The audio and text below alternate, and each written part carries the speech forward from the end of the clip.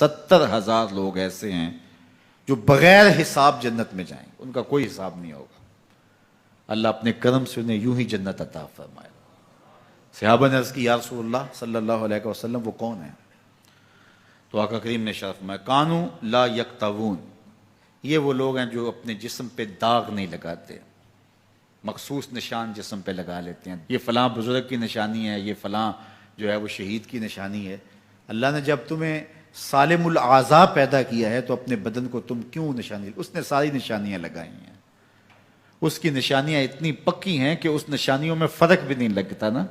یہ تمہارے انگوٹھے کی نشانی ہے، 6 ارب انسانوں کو لے آؤ اور نشان انگوٹھا لے آؤ، کسی ایک کا بھی نہیں ملے گا۔ یہ نشانی بھی تمہارے رب نے لگائی ہے۔ جیسی صورت تمہاری ہے ایسی صورت کسی اور کی نہیں بنائی، تمہیں منفرد بنایا اس میں۔ پوری کائنات میں سارے لوگ تمہارے جیسے ہیں لیکن تم پھر بھی الگ دکھائی دیتے ہو۔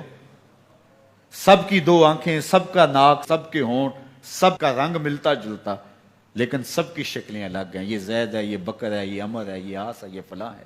دوسرے وہ ولا یسترقون، اور وہ رقیہ نہیں کرتے، یہ چھو منتر جادو ٹونا ہر وقت عاملوں کے پاس بھاگے پھرتے ہیں، اور وہ انہیں جو ہے وہ غلط سلط ٹوٹ کے ٹونے بتاتے ہیں اور وہ کرتے رہتے ہیں۔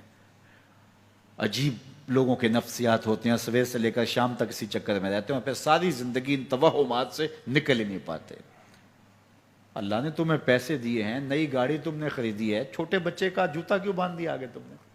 جوتا باندھنے سے اگر یہ ایکسیڈنٹ سے، حادثے سے گاڑی بچ سکتی ہوتی ہے تو پھر پاکستان کے جتنے PIA کے جہاز ہیں سب پر باندھ دینا چاہیے، سب پہ جوتے لٹکے ہوئے ہوں۔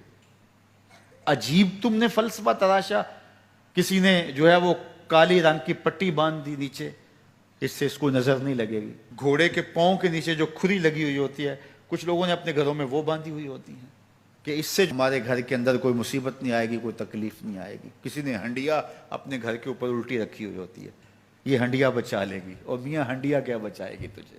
اللہ کے قہر سے کچھ نہیں بچا سکتا۔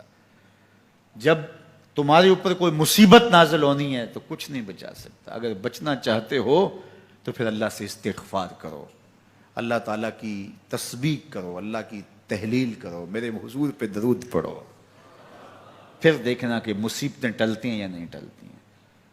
تو یہ خام خواہ کے رقیے اور یہ عامل لوگ جو ہیں ان کا تو کام یہی ہے، ان کا کام چلتا ہے لوگ ذوف الاعتقادی میں مبتلا رہیں، اور یہ کہہ دیتے ہیں کہ آپ کے خاندان میں ایک منحوس عورت ہے، یہ اس کا کیا ہوا ہے، تو کوئی نہ کوئی منحوس تو پہلے ہی انہوں نے طے کر رکھی ہوتی ہے، فوراً ذہن وہاں جا کلک ہو جاتا ہے۔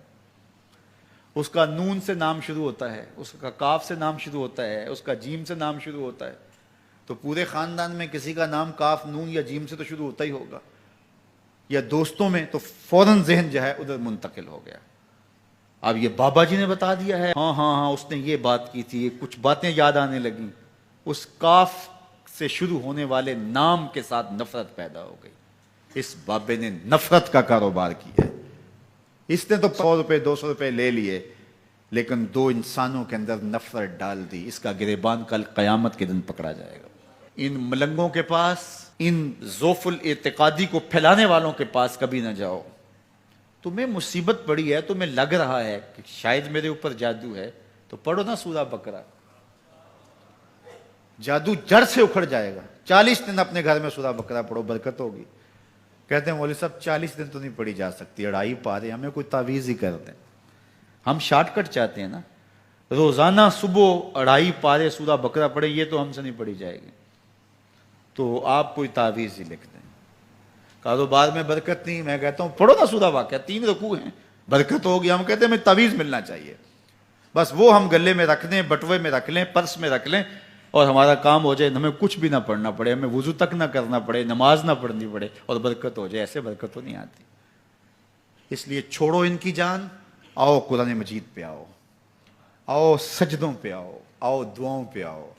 سحری کے وقت اس کی رحمتیں آواز دے رہی ہوتی ہیں، حل میں مسترزقن، ہے کوئی رزق مانگنے والا، اور تم اس وقت سوئے ہوئے ہو، سارے دن ٹھوکریں کھاتے ہو۔